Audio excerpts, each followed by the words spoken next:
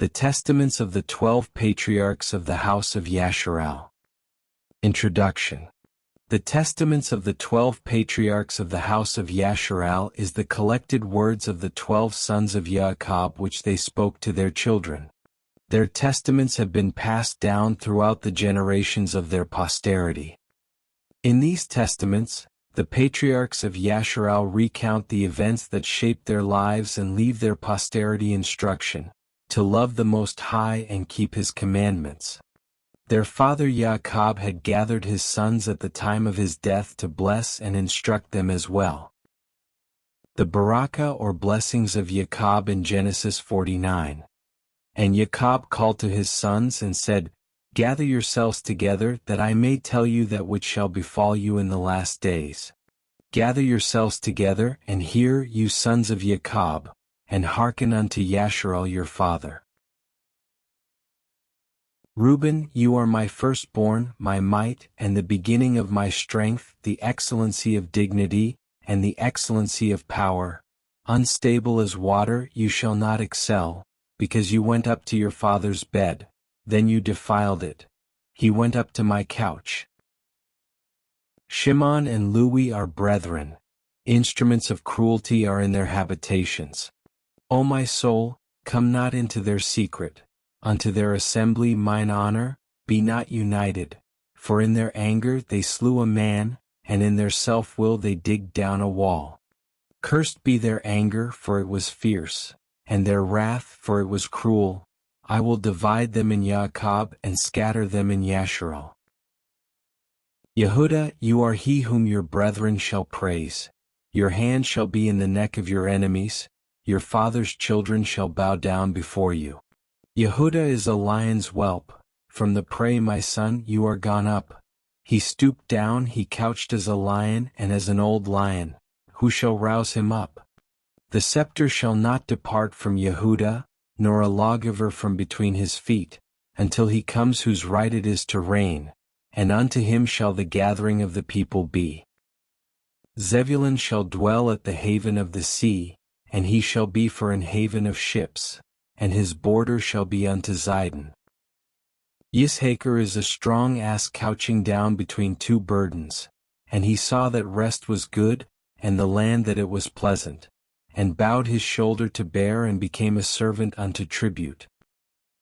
Dan shall judge his people as one of the tribes of Yasharal. Dan shall be a serpent by the way, an adder in the path, that bites the horse heels, so that his rider shall fall backward. I have waited for your salvation, O Yahuwah. Gad, a troop shall overcome him, but he shall overcome at the last. Out of Ashar his bread shall be fat, and he shall yield royal dainties. Naphtali is a hind let loose, he gives goodly words.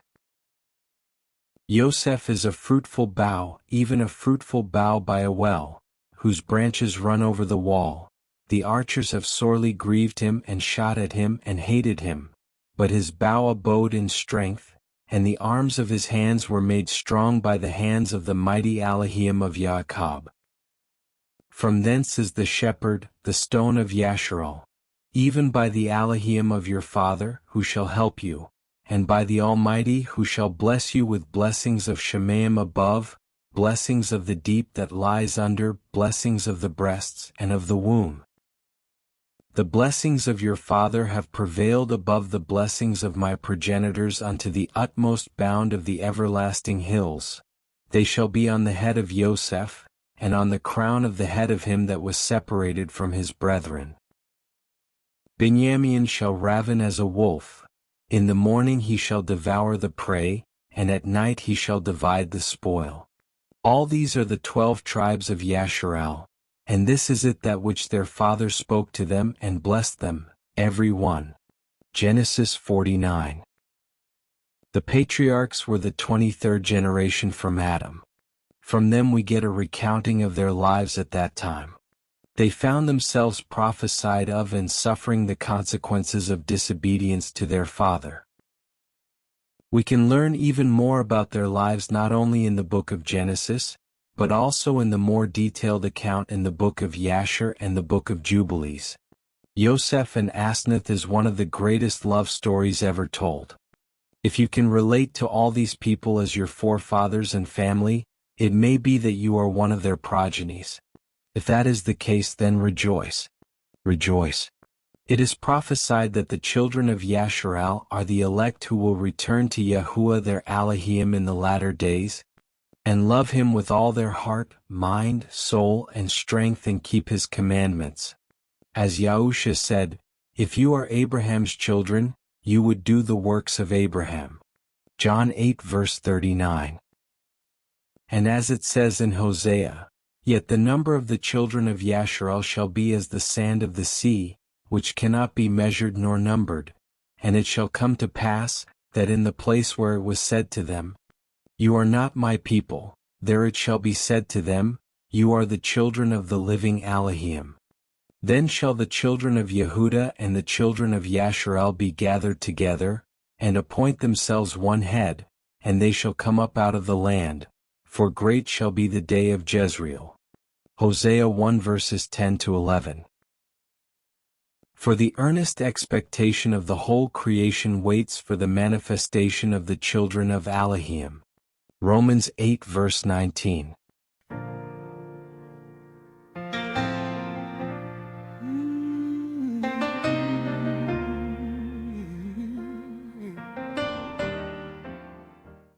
Chapter 1.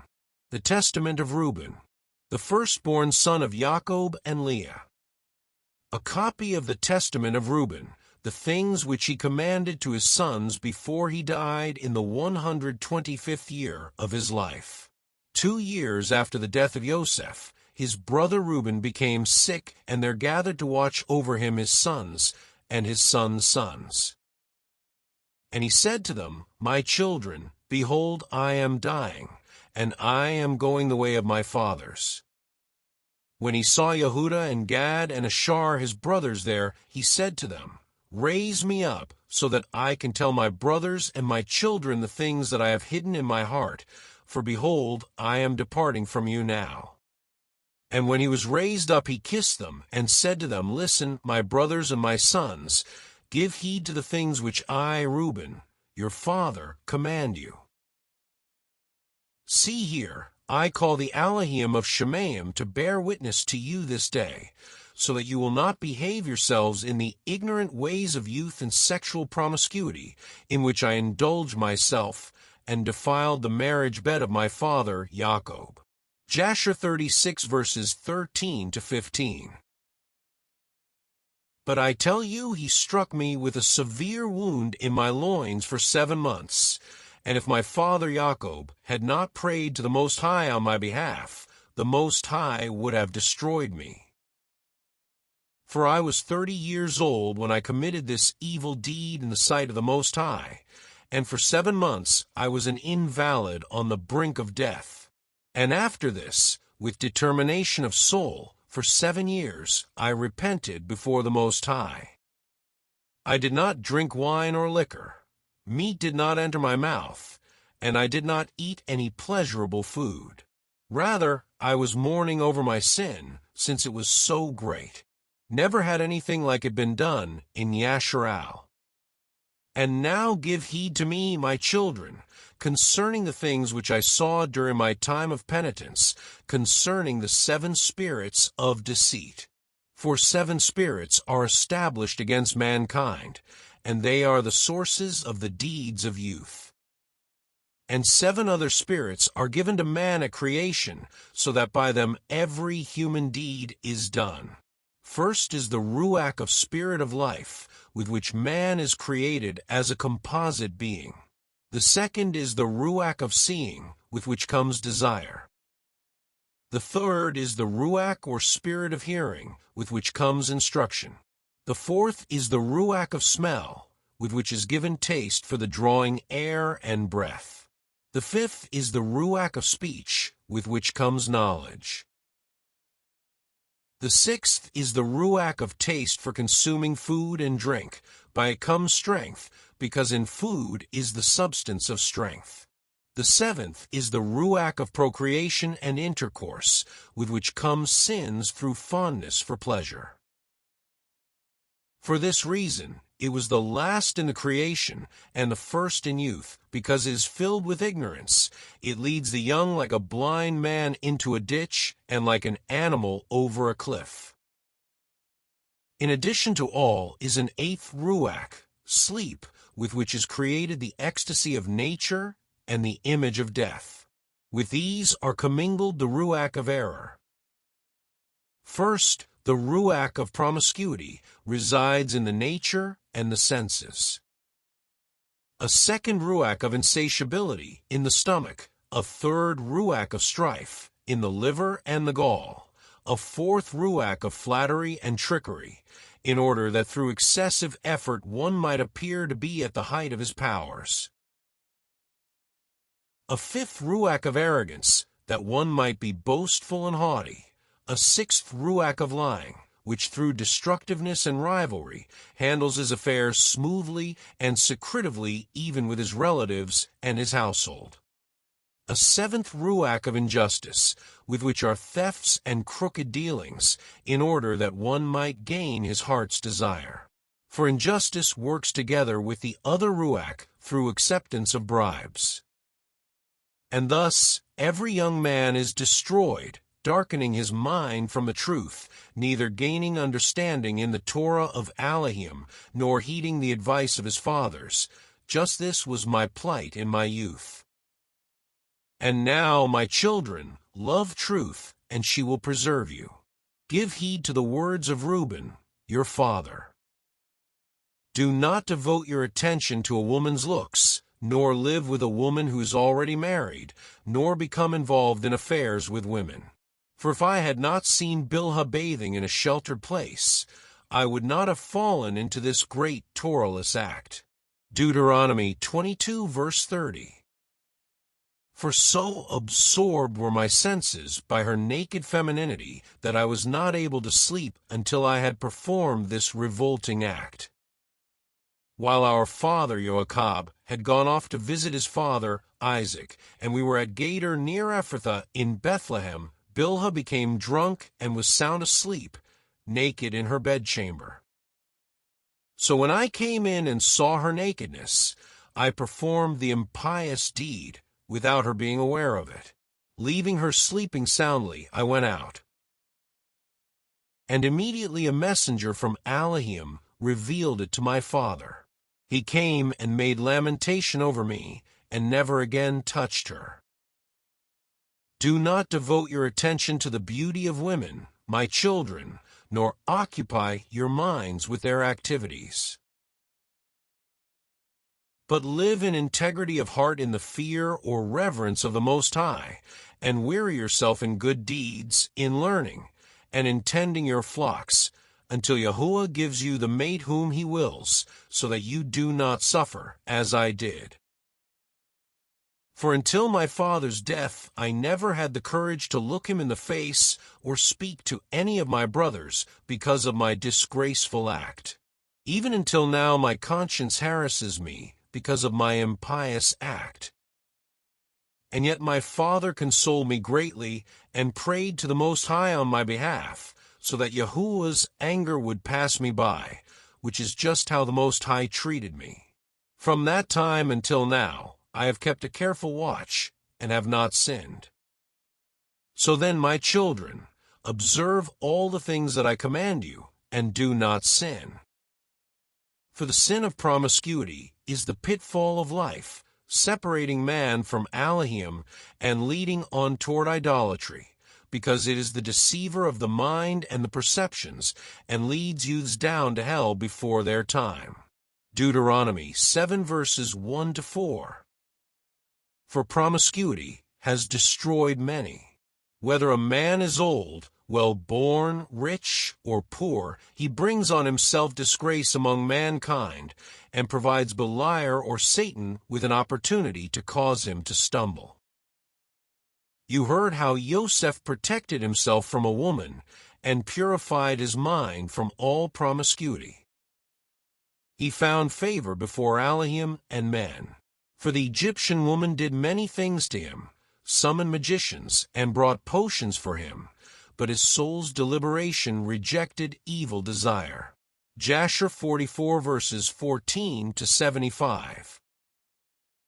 For this reason, the Elohim of our fathers rescued him from every visible or hidden death. For if promiscuity does not triumph over your reason, then neither can Beliar or Satan conquer you. For women are evil, my children, and by reason of their lacking authority or power over man, they scheme treacherously how they might entice him to themselves by means of their looks. And whomever they cannot enchant by their appearance, they conquer by a stratagem. Indeed, the angel of I am who I am told me, and instructed me that women are more easily overcome by the ruach of promiscuity than are men.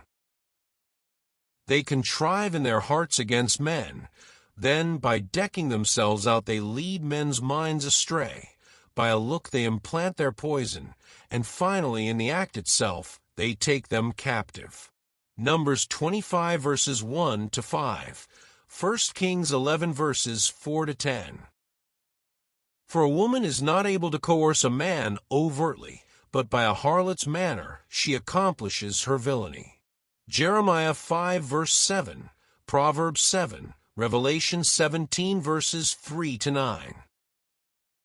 Accordingly, my children, flee from sexual promiscuity, and order your wives and your daughters not to adorn their heads and their appearances so as to deceive men's sound minds. For every woman who schemes in these ways is destined for eternal punishment. For it was thus that they charmed the watchers who were before the flood. As they continued looking at the women, they were filled with desire for them and perpetrated the act in their minds. Then they were transformed into human males, and while the women were cohabiting with their husbands, they appeared to them. Since the women's minds were filled with lust for these apparitions, they gave birth to giants. For the watchers were disclosed to them as being as high as the Shemaim, or heaven. Genesis 6 verses 1 to 8. So, guard yourself against sexual promiscuity, and if you want to remain pure in your mind, protect your senses from women, and tell them not to consort with men, so that they too might be pure in their minds. For even recurrent chance meetings, although the impious act itself is not committed, are for these women an incurable disease, but for us they are the plague of Beliar or Satan, and an eternal disgrace. Because in sexual promiscuity there is a place for neither understanding nor piety, and every passion dwells in its desire. For this reason, I say to you, you will vie with the sons of Levi, and will seek to be exalted above them, but you will not be able. Numbers 16 verses 9 to 10.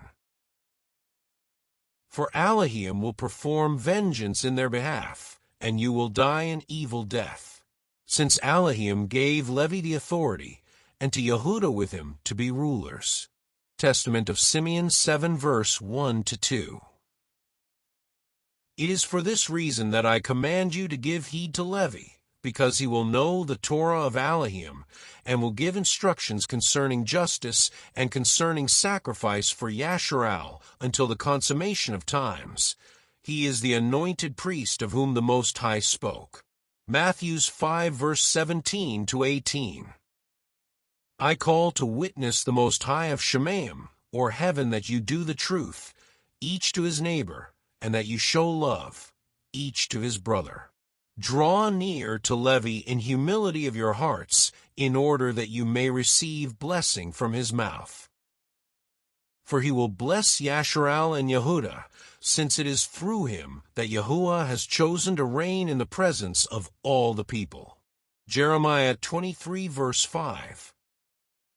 Prostrate yourselves before his posterity, because his offspring will die on your behalf in wars visible and invisible. And he shall be among you an eternal king. And Reuben died, having spoken these commandments to his sons. And they placed him in a coffin until they carried him up from Egypt and buried him in Hebron, in the cave where his father was. Jasher 62 verse 1.